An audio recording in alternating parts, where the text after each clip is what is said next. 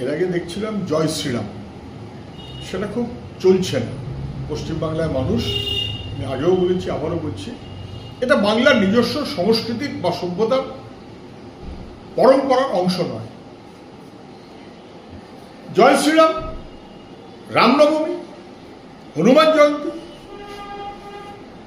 জগন্নাথের মন্দির কম্পিটিশন চলছে বিজেপি না তৃণমূল, এবং এইটা বাংলার মানুষ গ্রহণও করছে না।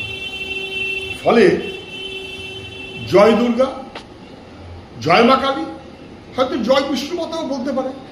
কেন এসব বলতে হচ্ছে?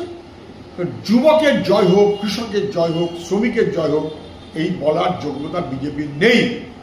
জয় জওয়ান, জয় শ্রমিক, জয় কৃষক, এইটা বলার যোগ্যতা নেই বলে কখনো জয় মা কালী, কখনো জয় দুর্গা, কখনো জয় শ্রীরাম, কখনো জয় হনুমানজি, এতে বাংলার মানুষের মন ভিজবে না। বাংলার মানুষ এগুলো বুঝে গেছে যে বিজেপির এই মনোভাব বাংলার সঙ্গে পরম্পরায় মেলে না।